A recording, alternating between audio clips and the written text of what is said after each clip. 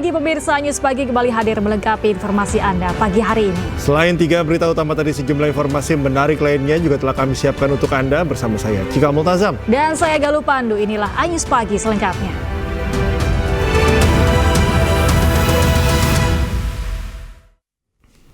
Pemirsa, pelaku mutilasi wanita dalam koper di Ngawi berhasil dibekuk anggota Jatlanras Polda Jawa Timur di Madiun. Polisi juga menggelar olah TKP kasus mutilasi ini di sebuah hotel di Kota Kediri, Jawa Timur.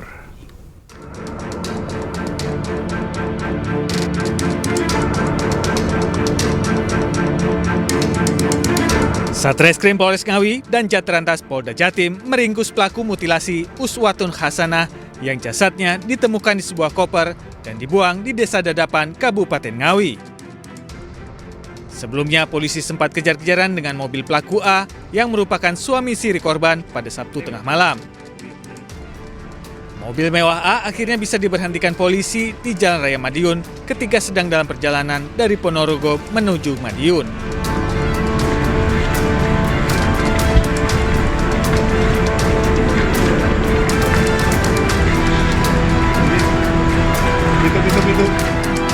Setelah dibawa ke beberapa lokasi, Minggu malam pelaku digiring ke gedung Direktorat Reserse Kriminal Umum Polda Jawa Timur guna menjalani pemeriksaan.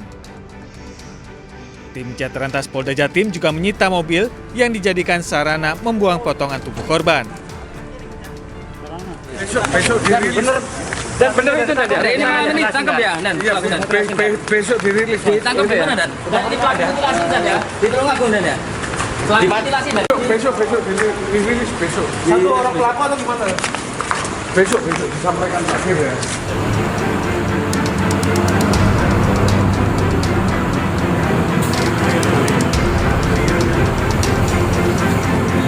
Sebelumnya pada Minggu siang, tim Inafis dan Lapor Polda Jawa Timur menggelar olah TKP kasus mutilasi seorang sales kosmetik bernama Uswatun Hasanah di salah satu hotel di Kota Kediri, Jawa Timur. Olah TKP yang berlangsung lebih dari 3 jam ini menghadirkan A, pelaku mutilasi, sekaligus suami siri korban. Dari hasil olah TKP, polisi membawa sejumlah benda dari kamar hotel yang diduga sebagai barang bukti. Setelah olah TKP selesai, pelaku langsung dibawa ke Mapolda Jawa Timur. Tim Liputan News melaporkan.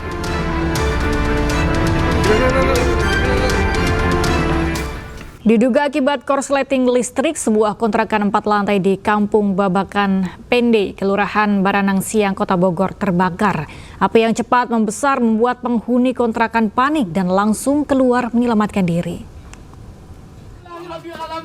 Ya Allah,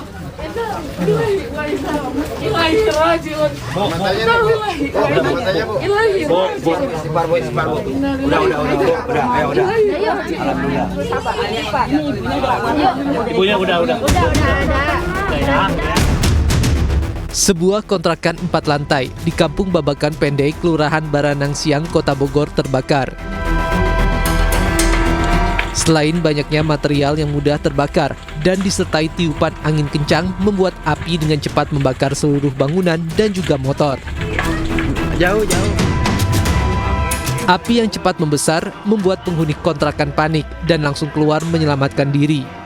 Warga yang mengetahui kejadian itu langsung berusaha memadamkan api dengan alat seadanya.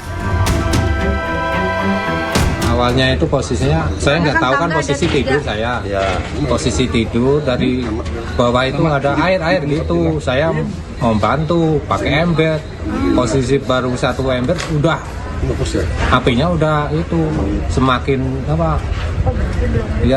semakin apinya udah nggak kendali gitu. Petugas mengalami kesulitan saat berusaha memadamkan api karena lokasi berada di permukiman padat. Diduga kebakaran akibat korsleting listrik. Dugaan sementara ini dari korsleting listrik.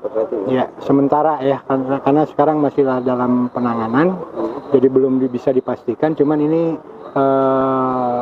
disinyalir dari korsleting listrik.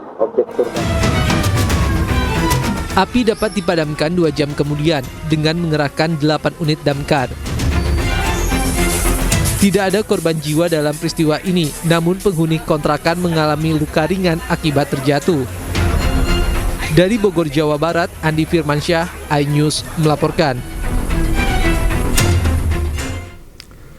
Pemirsa, jenazah Aulia Belinda Kurapak, pramugari korban kebakaran Glodok Plaza tiba di Tanah Toraja, Sulawesi Selatan. Kedatangan jenazah disambut tangis histeris keluarga.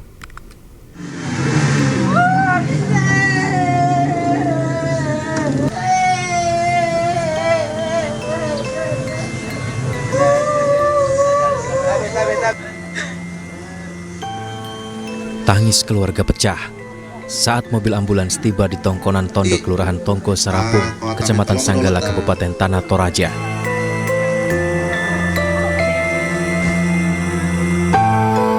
Mobil ambulans ini membawa jenazah pramugari korban kebakaran Glodok Plaza bernama Aulia Belinda Kurapak. Ratusan rumpun keluarga menyambutnya dengan duka mendalam. Dipimpin kepala kampung dan tokoh adat, prosesi pemakaman almarhumah Aulia Belinda Kurapak dilaksanakan di lokasi Tongkonan sebagai salah satu simbol penghormatan rumpun keluarga besar kepada arwah almarhumah. Proses adat dilakukan dengan menyembelih seekor kerbau sesuai dengan adat Toraja. Rencananya korban dimakamkan usai digelar prosesi adat ini, di mana diketahui korban merupakan salah satu pramugari yang menjadi korban kebakaran Glodok Plaza di Jakarta. Dari Toraja Utara, Sulawesi Selatan, Jufri Tonapa, iNews melaporkan. Sementara itu, isak tangis mengiringi pemakaman Osima Yukari yang juga menjadi korban kebakaran Glodok Plaza, Jakarta. Jenazah tiba di rumah duka di Desa Wonosari, Patebon, Kendal, Jawa Tengah, Minggu siang dan dimakamkan di pemakaman umum Desa Bangunsari.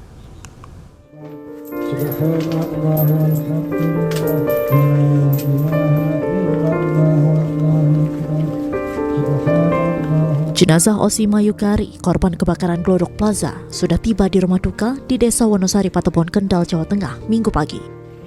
Jenazah kemudian langsung dimakamkan pada Minggu siang. Sejumlah keluarga dan rekan korban sesama pramugari tak kuasa menahan tangis saat mengantar jenazah ke pemakaman. Menurut Ima Susanti, ibu korban, Osima Yukari selama ini dikenal memiliki kepribadian yang baik dan berprestasi, sehingga banyak teman dan keluarga merasa kehilangan dengan kepergian anaknya. Meski demikian, keluarga mengaku pasrah dan ikhlas. Dirinya berharap seluruh korban yang belum teridentifikasi segera menemui titik terang dan dapat segera dimakamkan. Ya, tapi biasanya itu kalau dia mau terbang atau landing itu biasanya minta izin sama saya, Bu, Ima terbang, Bu, Ima landing. Tapi pergi di Glodok ini dia tidak ngomong sama saya. Tanggal 16 itu sekitar tanggal jam 7 apa itu saya WA dia, saya bilang Mbak, malam, saya bilang Mbak, gitu kan, Mbak, gitu sudah centang 1, gitu udah centang 1, saya telepon pun centang 1, tapi hari itu memang aku kangen gitu. Sebelumnya Ibu Osima mengaku sudah mendapatkan firasat saat sehari usai Glodok Plaza terbakar. Ia mencoba menghubungi dan mengirim pesan kepada Osima, namun tak ada balasan. Dari Kendal, Jawa Tengah, Edi Prayitno, iNews melaporkan. Kakek 60 tahun terpleset hingga jatuh ke dalam sumur sedalam 9 meter di Kuningan, Jawa Barat.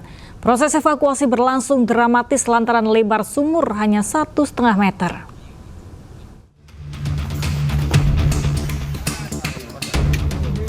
Seorang kakek berusia 60 tahun tercebur ke sumur setelah terpleset saat membetulkan mesin pompa air yang rusak di Desa Bojo, Kabupaten Kuningan, Jawa Barat. Lantaran hanya tinggal seorang diri, korban sempat terjebak berjam-jam di dalam sumur sedalam 9 meter. Keberadaan korban baru diketahui ketika anaknya datang memeriksa lampu rumah yang masih padam meski sudah malam. Ketika masuk rumah terdengar teriakan korban meminta tolong dari dalam sumur. Mengetahui ayahnya terjebak, anak korban langsung menghubungi petugas damkar. Proses evakuasi berlangsung dramatis lantaran diameter sumur hanya berukuran 1,5 meter dan kondisi korban sudah lemas. Beruntung korban berhasil diselamatkan usai dilakukan evakuasi selama 20 menit. Dari pihak damkar menerjunkan 6 personil dan dibantu sama pihak kepolisian, aparat, TNI juga, desa juga yang membantu. Alhamdulillah untuk evakuasi korban berjalan lancar dengan kurun waktu 20 menit. Korban selanjutnya dibawa ke rumah sakit untuk dilakukan perawatan medis. Dari Kuningan, Jawa Barat, Miftahudin Anyus melaporkan. Sebuah minibus diduga mengalami pecah ban dan menabrak bus pariwisata di Tol Ngawi, Solo. Akibat kecelakaan ini, 2 orang penumpang minibus tewas dan 6 orang lainnya mengalami luka-luka.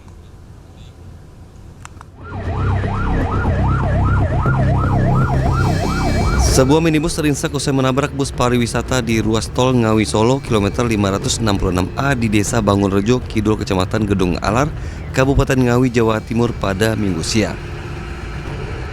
Kecelakaan bermula saat minibus yang dikendarai oleh Teguh Rizal Fahri, warga Margasari, Purwakarta, diduga mengalami pecah ban sehingga oleng dan menabrak bus pariwisata NS Trans yang berada di sebelahnya.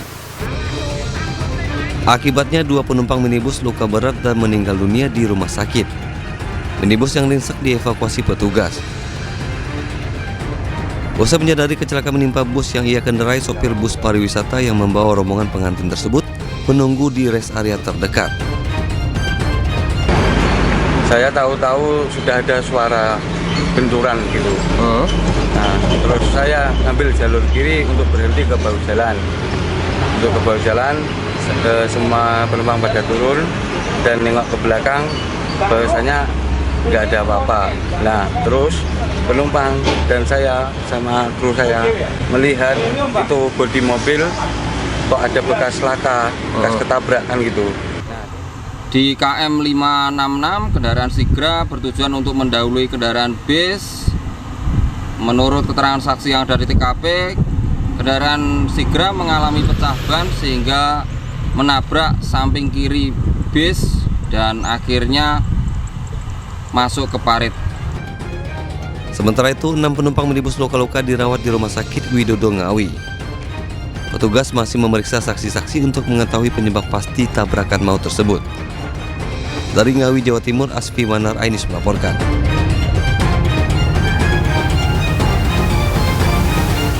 Seorang pemuda ditemukan tewas dengan 18 luka tusukan di Pantura, Subang, Jawa Barat. Di lokasi kejadian, polisi menemukan pisau dapur yang diduga menjadi alat untuk membunuh korban.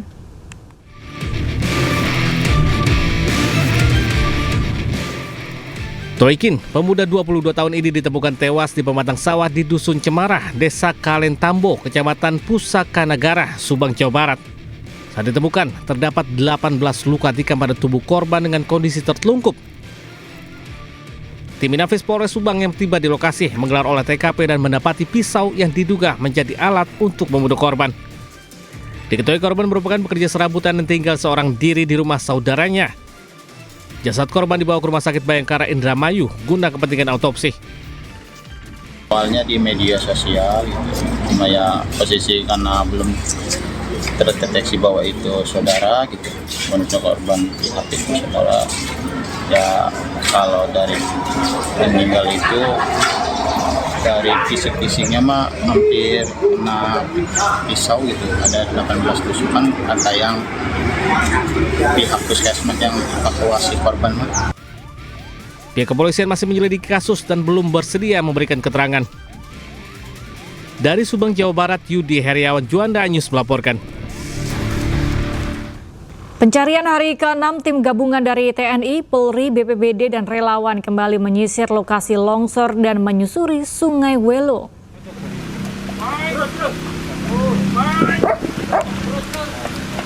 Pencarian korban yang masih hilang akan terus dilakukan. Dari data yang ada, 1 orang belum ditemukan atas nama Teguh, warga Desa Kayu Puring, Petung Kriono.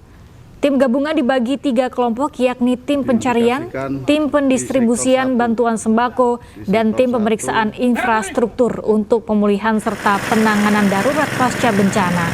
Hingga kini korban longsor Petung Kriono yang sudah ditemukan sebanyak 25 orang meninggal dunia dan korban luka 8 orang masih dirawat di RSUD Kajen.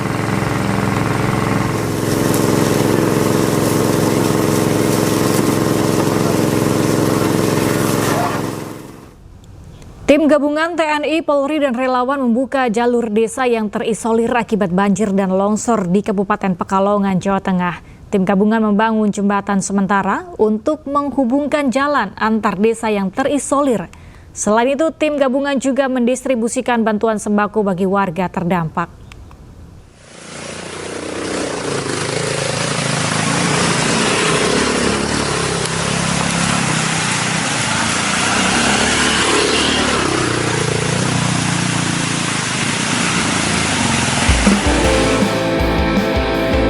Bencana longsor di Petung Kriyono, Kabupaten Pekalongan, Jawa Tengah membuat puluhan desa terisolir.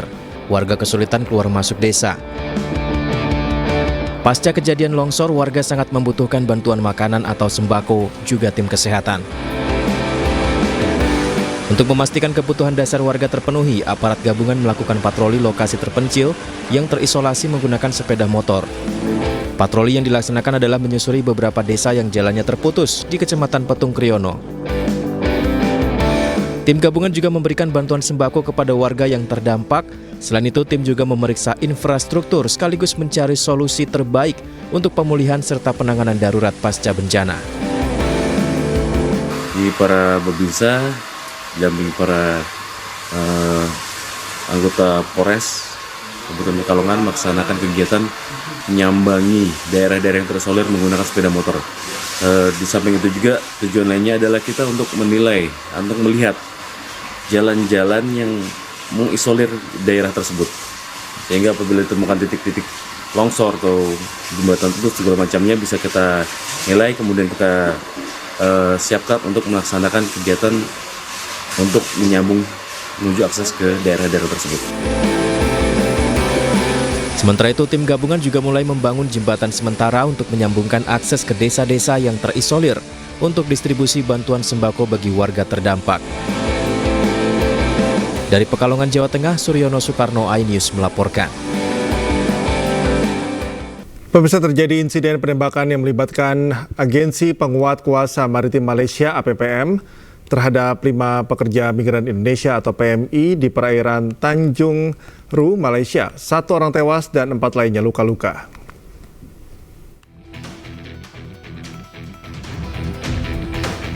Peristiwa penembakan ini terjadi pada Jumat 24 Januari 2025 sekitar pukul 3 waktu setempat. Patroli Agensi Penguat Kuasa Maritim Malaysia atau APPM mendapati sebuah kapal berisi 5 orang pekerja migran Indonesia yang sedang melintas di perairan tersebut. Akibat kejadian ini, 1 WNI meninggal dunia sementara 4 lainnya alami luka-luka dan dirawat di rumah sakit di wilayah Selangor, Malaysia.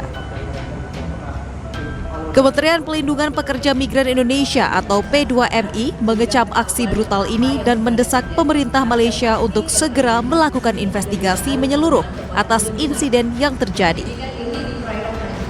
Jadi kami mendorong agar penyelidikan ini bisa dilakukan secara komprehensif ya, agar informasinya bisa terang benderang, bisa transparan, sehingga ketahuan apa yang sebenarnya terjadi. Tapi yang pasti yang kami lihat di sini ada dugaan penggunaan kekuatan berlebihan.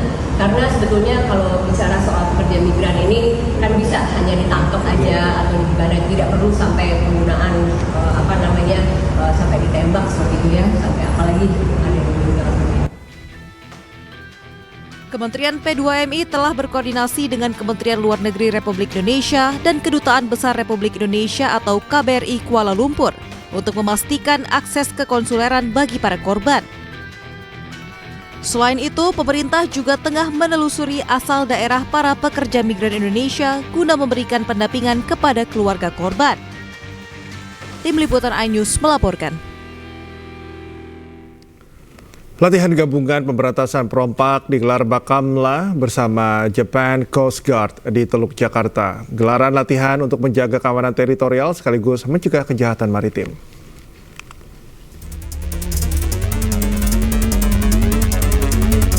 Pemirsa, saat ini saya sedang berada di kapal Camara 504 milik Bakamla RI yang saat ini akan menuju ke kapal Marore 322 untuk melakukan sesi latihan gabungan antara Badan Keamanan Laut Republik Indonesia dengan Japan Coast Guard yang berlokasikan di Teluk Jakarta. Patroli pengejaran terhadap sebuah kapal mencurigakan dilakukan Badan Keamanan Laut Nasional bersama Japan Coast Guard di Teluk Jakarta. KN Pulau Marore 322 menjadi kapal patroli yang digunakan Bakamla, sementara Japan Coast Guard menggunakan kapal klasik Setsu bersenjata lengkap.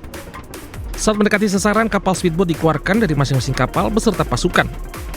Alhasil terduga pelaku berhasil diamankan. Namun aksi pengejaran ini merupakan bagian dari simulasi latihan gabungan terhadap kapal pelanggar hukum di wilayah perairan Nusantara, mulai dari pencurian ikan hingga tindak perompakan di perairan laut. Kegiatan latihan yang pertama, tapi kita beberapa kali latihan sudah melaksanakan kegiatan yang sifatnya gabungan dengan melibatkan US Coast Guard, Singapore Coast Guard, Japan Coast Guard secara bersama-sama.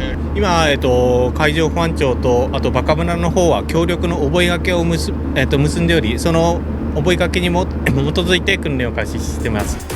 Sementara KN Pulau Marore 322 yang berisikan 61 kru merupakan salah satu kapal andalan Bakamla.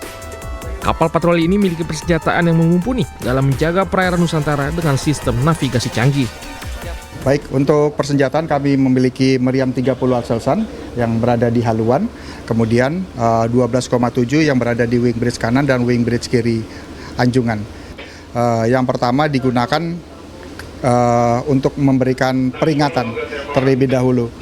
Kemudian apabila eskalasi meningkat, terjadi sesuatu yang membahayakan kapal sendiri, kami harus memiliki izin atau authority dulu terhadap penggunaan senjata melalui pimpinan. Baik, terima kasih banyak atas informasinya, Letkol Bakamla Putra Sitanggang atas waktunya. Terima kasih. Baik, pemirsa, itulah tadi perbincangan saya dengan Komandan Kapal. Tentunya diharapkan dengan adanya kerjasama ini mampu meningkatkan pengamanan dari perairan di Indonesia. Dari Jakarta, Nata Arman, Zulkarnain, iNews melaporkan. Pemirsa, ribuan wisatawan dari berbagai daerah memadati objek wisata Pantai Pangandaran, Jawa Barat pada libur panjang Isra Miraj dan Imlek. Kepadatan wisatawan terlihat mulai dari pintu masuk utama hingga kawasan Pantai Barat Pangandaran.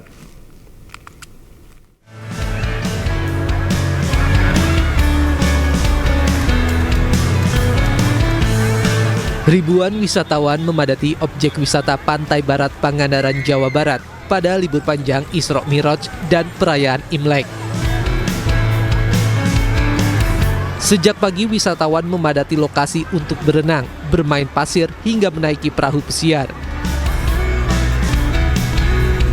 Antrian kendaraan juga nampak mengular di pintu masuk utama kawasan wisata ini sejak pagi. Lebih dari 5.000 wisatawan telah memasuki kawasan Pantai Pangandaran. Puncak kunjungan wisatawan pada hari ini diprediksi meningkat 10% dari hari kemarin. Kita prediksikan kunjungan di hari ini tanggal 26 akan ada kunjungan lonjakan dari hari kemarin itu sekitar 10%. Karena melihat data okupansi hotel yang ada di Pangandaran, mereka mayoritas sudah 100%, ketersediaan kamar sudah terbooking semuanya gitu, Pak. Lonjakan wisatawan diperkirakan mencapai puncaknya pada minggu ini yang datang dari berbagai daerah seperti Priangan Timur, Bandung, Jakarta, dan Jawa Tengah. Dengan berbagai daya tarik yang ditawarkan, Pantai Pangandaran berhasil menarik perhatian wisatawan khususnya pada libur panjang. Dari Pangandaran, Jawa Barat, Irfan Ramdiansyah, iNews melaporkan. Sejumlah destinasi wisata dipadati pengunjung pada libur panjang kali ini. Selengkapnya, pemirsa, kita akan memantau langsung lalu lintas melalui CCTV NTMC Polri. Gambar di kiri atas layar kaca Anda, pemirsa, adalah Simpang Pancoran, Jakarta Selatan. Kita simak situasinya lengang, meskipun ada nampak beberapa kendaraan melintas baik dari arah Pasar Minggu menuju ke arah Manggarai maupun sebaliknya, kemudian juga dari arah Jalan Gatot Subroto menuju MT Haryono. Kita beralih selanjutnya, pemirsa, ke kiri bawah layar Anda, yakni di Simpang Dago, Bandung. Kita lihat situasinya lengang. Ini adalah kawasan Simpang Dago yang memang menjadi salah satu simpul kemacetan di Kota Bandung apabila terjadi libur panjang. Namun pada saat ini kita lihat situasinya masih lengang. Selanjutnya kita ke kanan atas, ada pos polisi Ciawi, Bogor, Jawa Barat. Kita lihat puncak Bogor atau Ciawi mengarah ke puncak masih menjadi salah satu destinasi favorit untuk libur panjang. Kita lihat situasinya ramai pemirsa, ini pukul 5 pagi. Kita juga terus memantau bagaimana informasi terkini yang disampaikan oleh pihak kepolisian maupun pihak lainnya yang tentunya akan mengupdate informasi terkait dengan lalu lintas di puncak yang memang terkenal padat setiap libur panjang. Selanjutnya, terakhir kita simak jembatan Ampera Palembang, Sumatera Selatan. Kita lihat situasinya lengang pada saat ini dan tentunya tetap harus diperhatikan jam-jam terjadinya keramaian. Tentunya Anda harus memantau informasi terkini yang bisa disampaikan oleh pihak kepolisian dari berbagai platform.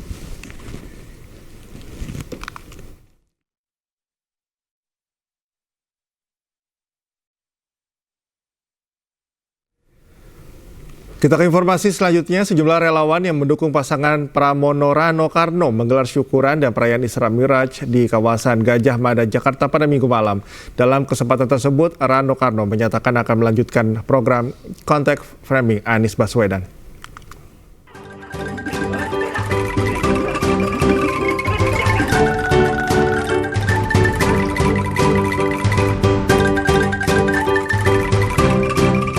Sejumlah relawan menggelar syukuran atas ditetapkannya pasangan Pramono Anung dan Rano Karno oleh Komisi Pemilihan Umum DKI Jakarta sebagai Gubernur dan Wakil Gubernur Daerah Khusus Jakarta.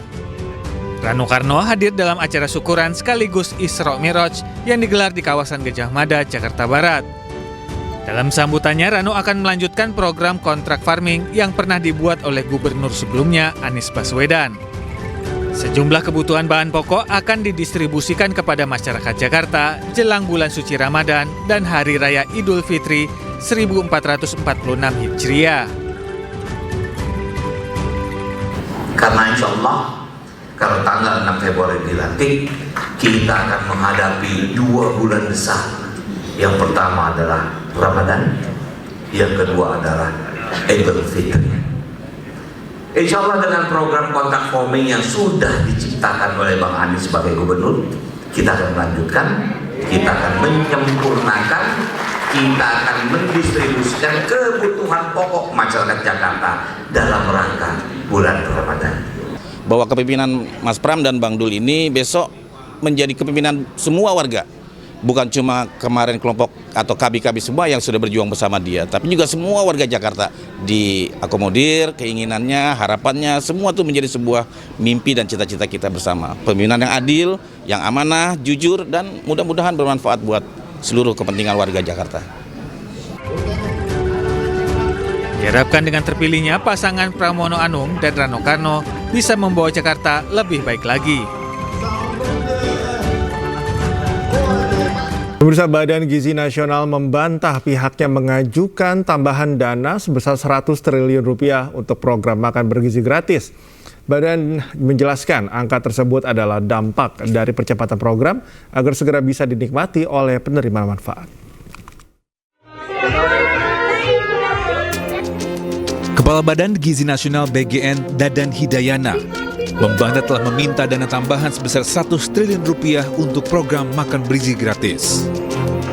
Menurut Dadan, angka tersebut didapat setelah Presiden Prabowo bertanya mengenai jumlah dana yang dibutuhkan untuk mempercepat pencapaian target penerima makan bergizi gratis. Ingat sekali lagi, Badan Gizi sudah punya 90 triliun dan itu akan dilaksanakan. Tapi karena Pak Presiden ingin melakukan percepatan, maka dibutuhkan tambahan biaya. Dan Pak Presiden bertanya kepada Badan Gizi, berapa kalau September mulai dilaksanakan untuk 82,9 juta, maka kami sampaikan tambahan 1 triliun. Jadi bukan Badan Gizi yang kita tambahkan. Saat ini BGN sudah memiliki dana makan bergizi gratis sebesar 300 triliun rupiah. Agar bisa mencapai target penerima sebanyak 82,9 juta anak pada bulan September mendatang, maka pihak BGN membutuhkan tambahan dana sebesar 100 triliun rupiah.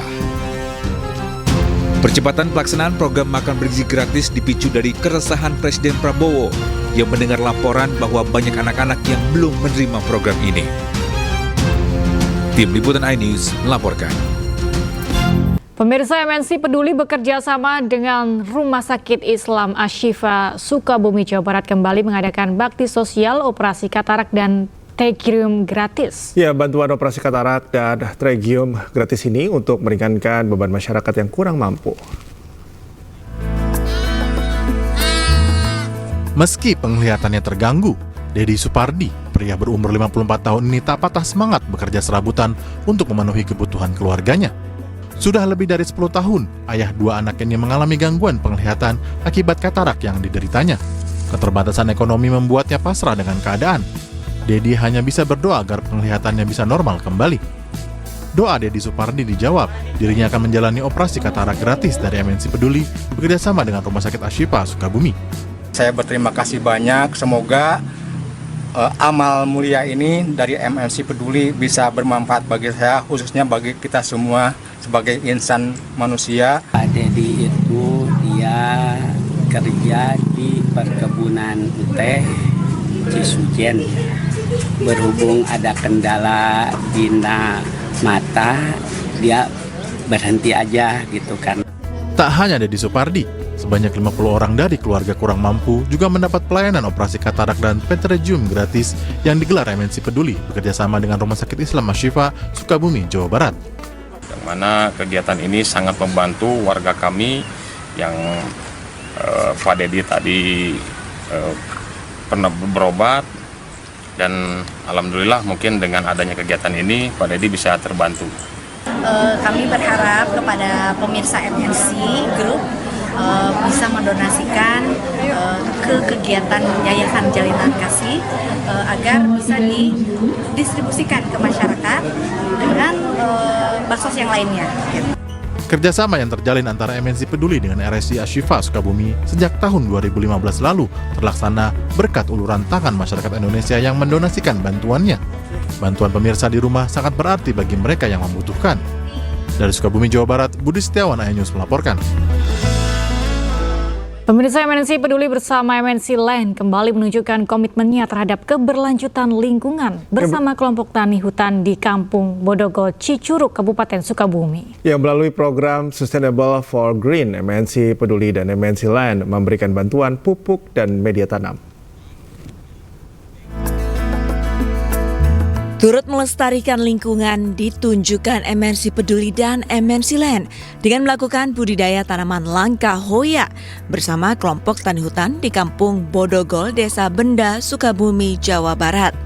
Budidaya tanaman Hoya yang berada di sekitar kawasan ekonomi khusus MNC Lido City juga untuk meningkatkan kesadaran masyarakat akan pentingnya pelestarian tanaman langka. Dukungan diberikan dalam bentuk pemberian pupuk kasgot tinggi protein hasil biokonversi sampah organik di lingkungan MNC Group dan produk media tanam. Kami harapkan bisa berkontribusi terhadap pengembangan dan budidaya tanaman Hoya, yaitu dengan alhamdulillah kami memberikan bantuan berupa pupuk kasgot yang merupakan pupuk hasil biokonversi dari pengolahan sampah organik yang ada di lingkungan MNC Group.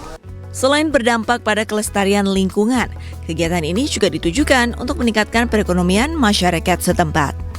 Saya mengucapkan banyak terima kasih kepada MNC Land melalui MNC Peduli. Mudah-mudahan bantuan pupuk ini dapat menambah motivasi kepada kelompok tani Hoya yang ada di wilayah Bodogol.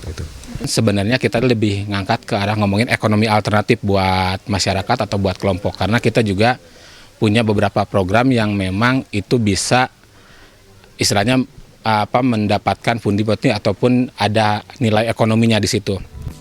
Berfungsi mengurangi kadar polutan di lingkungan sekitar, budidaya tanaman Hoya diharapkan juga memberikan dampak positif bagi kesehatan dan perekonomian masyarakat. Dari Sukabumi, Jawa Barat, Wenda Nura Ahmad Putra, iNews melaporkan. Usai diberhentikan PSSI, pelatih Timnas Indonesia periode 2019 hingga 2024 Shin Tae-yong pulang ke Korea Selatan. STY pulang menggunakan pesawat Korea Airlines pukul 21.50 waktu Indonesia Barat dari Bandara Soekarno-Hatta, Tangerang.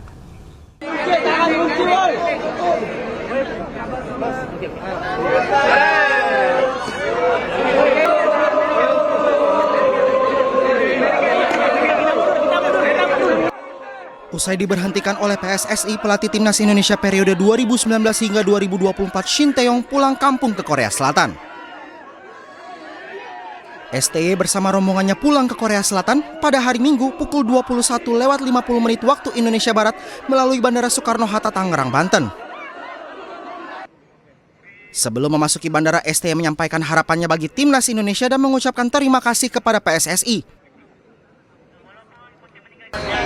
사실 뭐 어떻게 보면 지금 있는 대표 선수들은 다 내 자식 같은 친구 선수들이기 때문에 감독이 바뀌었다 해서 실망하지 말고 우리 선수들이 새로운 감독하고 잘 케미를 맞춰서 꼭 2026년 월드컵을 티켓 땄으면 좋겠다. 꼭 그것은 당부하고 싶다. 에릭 협회장을 비롯해서 있는 동안 에릭 협회장, PS사이 다 고맙게 생각하고 너무 감사하다. Kepulangan STY diantar komunitas supporter timnas yaitu La Grande Indonesia. Dari Tangerang, Banten, Syareza Zanski, Pandu Priyo, Muhammad Zulkarnain, iNews melaporkan. Pemirsa, usai sudah kebersamaan Shin Tae-yong bersama timnas Indonesia. Sebelum pulang kampung, Shin Tae-yong bersama jajaran asisten pelatihnya mengucapkan perpisahan terakhir kepada para supporter.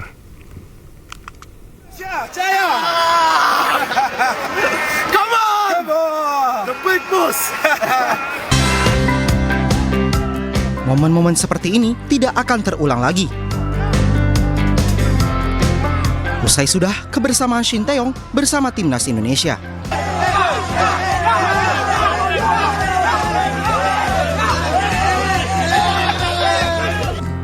Sebelum pulang kampung, Shin Tae-yong bersama jajaran asisten pelatihnya mengucapkan perpisahan terakhir kepada para penggemar sepak bola Indonesia.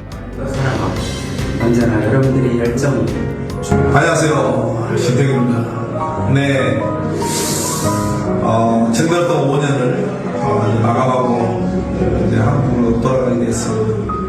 네, 우리 인도네시아 축구팬 그리고 국민들 모든 분들께 진심으로 감사드립니다. 비록 이렇게 아쉽게 돌아가지만 저는 인도네시아를 사랑했고 앞으로 사랑할 것이고 인도네시아가 우리 젊은 선수들이 더 좋은 일이 많이 생기고 꼭 2026년 월드컵 진출해서 월드컵이라는 큰 무대를 밟았으면 좋겠습니다.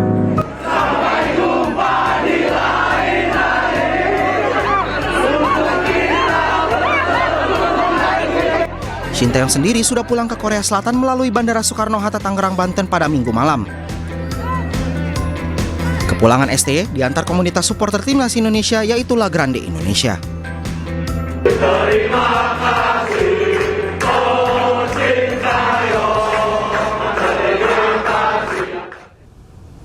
Sebelumnya pemirsa, PSSI memutuskan memberhentikan Shin Tae-yong dari jabatannya sebagai pelatih. Sebagai pengganti, PSSI merekrut Patrick Kluivert dan menyebutnya sebagai the new era tim nasional Indonesia.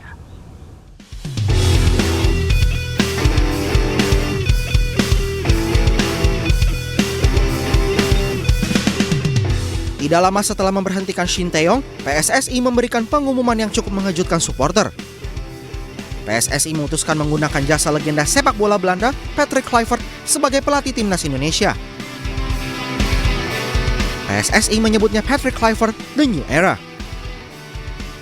Babak baru dimulai untuk tim nasional Indonesia. Patrick Kluivert bergabung dengan satu impian, yaitu Piala Dunia. Harapan seluruh pencinta sepak bola Indonesia kini berada di pundak Patrick Kluivert dan timnya. Ada asa bersama untuk Garuda terbang lebih tinggi dan sepak bola Indonesia meraih kesuksesan yang lebih besar. Tidak sendiri, Kluivert ditemani juru taktik berpengalaman Alex Pastoor dan Danny Lanzat. Terakhir, PSSI juga mengumumkan mantan pemain legenda dari Ajax dan pernah merasakan juara di pentas Eropa beberapa kali saat menjadi pemain. Gerald Vandenberg direkrut untuk membantu Kluivert di timnas senior. Dia juga akan menjadi pelatih timnas U23.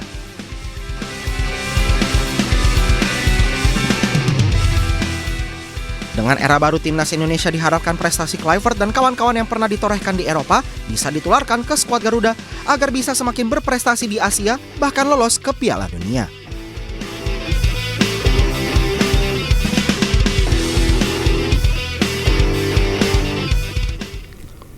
Ke informasi selanjutnya pemirsa, MNC Life terus menunjukkan kinerja positifnya. Salah satunya dengan mendukung program literasi keuangan platform investasi emas Digital Treasury. Dalam kerjasama ini, MNC Life mendukung program Treasury Hunt berburu angpau emas yang akan menjadi sarana investasi yang memberikan manfaat finansial bagi pengguna.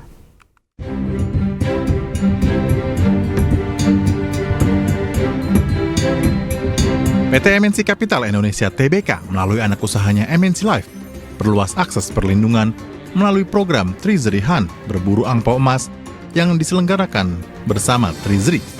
Program ini memberikan penawaran berburu hadiah dengan manfaat investasi emas digital yang aman serta proteksi asuransi dari MNC Life. Berburu angpau emas juga menjadi sarana edukasi bagi masyarakat pentingnya investasi dan perencanaan. Agar kita bisa investasi emas dengan cara yang lebih menyenangkan, terutama buat kalian para Gen Z dan juga millennials, untuk jangka panjang, untuk melindungi masa depan kita.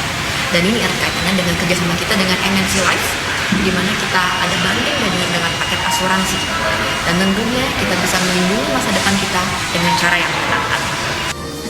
Melalui aplikasi Treasury, masyarakat dibantu memiliki emas fisik secara digital dan menambah saldo emas untuk mempersiapkan masa depan yang lebih baik. Sebagai bagian dari literasi keuangan, kami mendukung Treasury dalam program terbarunya Treasury Hunt. Kami memberikan perlindungan asuransi untuk transaksi dan pengiriman emas. Program yang berlangsung dari 22 Januari hingga 2 Februari 2025 ini diharapkan dapat mendorong lebih banyak masyarakat memahami pentingnya memandukan investasi dan proteksi untuk perencanaan masa depan. Dari Tangerang Selatan, Banten, Nunung Purnomo Ainus melaporkan. Jelang perayaan Imlek, pernak-pernik Imlek di Surabaya, Jawa Timur mulai diburu pembeli. Warga memburu baju cheongsam, lampion, dan angpau, serta pernak-pernik lainnya. Mendekati perayaan Tahun Baru Imlek, warga keturunan Tionghoa di Indonesia mulai berburu pernak-pernik Imlek. Salah satunya terlihat di sebuah mal di kawasan Jalan Lontar, Surabaya, Jawa Timur. Lampion dengan berbagai ukuran, baju cheongsam, khas budaya Cina, angpau, serta masih banyak pernak-pernik lainnya yang diburu warga.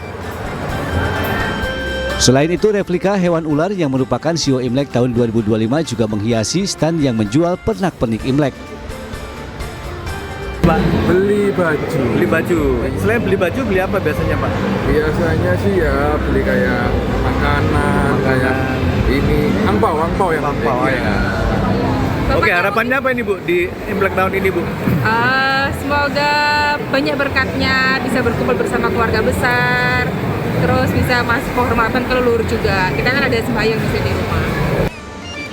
Menurut pedagang, pernak-pernik Imlek mulai diburu sejak sebulan terakhir. Bahkan penjualan mereka meningkat hingga 50% lebih jika di 2 minggu sebelumnya. Gimana, laris atau banyak yang beli? Lumayan ya? Yang paling banyak dibeli apa ini? Baju sama lampion. Soal harga pernik dan perlengkapan Imlek ini cukup bervariasi, mulai dari 5 ribuan hingga ratusan ribu rupiah. Dari Surabaya, Rahmat Ilyasan, iNews melaporkan.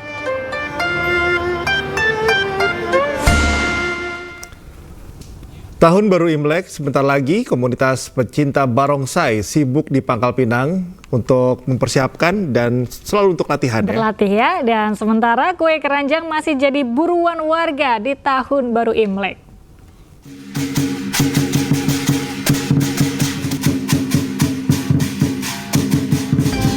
Sambut perayaan Imlek, komunitas pecinta seni barongsai Trilion Pangkal Pinang menggelar latihan intensif. Latihan yang biasanya mereka gelar 3 kali seminggu, kini dilakukan setiap hari hingga malam Tahun Baru Imlek tiba. Meski jadwal pentas perayaan Imlek tahun ini tidak sebanyak tahun lalu, mereka tetap menggelar latihan keras untuk atraksi terbaik. Berbagai atraksi diperagakan, mulai dari gerakan dinamis para pemain barongsai hingga iringan musik tradisional yang menggugah semangat.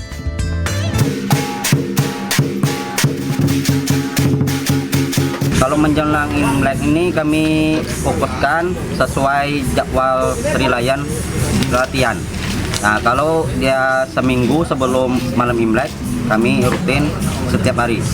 Dengan waktunya sore malam kami latihan. Tidak hanya aksi barongsai, cemilan khas Imlek kue bakul atau kue keranjang juga tetap jadi buruan masyarakat. Seperti yang dialami produsen kue keranjang yang terus mengebut pembuatan seiring meningkatnya pesanan kue di Jalan Dewa Ruci, Medan, Sumatera Utara ini. Dengan tetap mempertahankan ciri khas kue yang dilapisi daun pisang serta dimasak menggunakan tungku selama 12 jam. Bahkan setiap harinya, mereka harus mencetak 200 kue keranjang. Kami tetap mempertahankan tradisionalnya, yaitu menggunakan tungku, menggunakan daun pisang sebagai alasnya, supaya aroma daun pisang itu tetap keluar di kue bakul itu. Dalam tradisi Tionghoa, kue keranjang memiliki makna dalam, diantaranya keakraban, kebersamaan, dan tahan lama. Makanya kue satu ini paling banyak diburu tiap kali menjelang Imlek. Tim Liputan iNews melaporkan.